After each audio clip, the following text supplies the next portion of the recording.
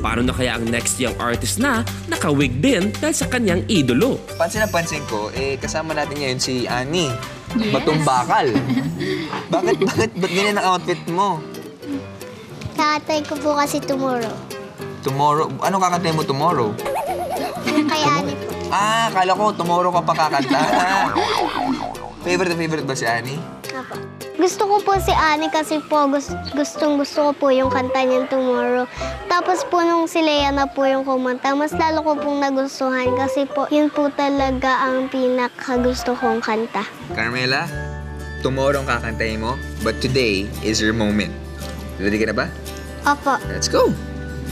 Ako yung kinakabahan para sa kanya. Excited ako. 4 years old, nag-aano na siya sa akin, Mama, gusto ko sa The Voice.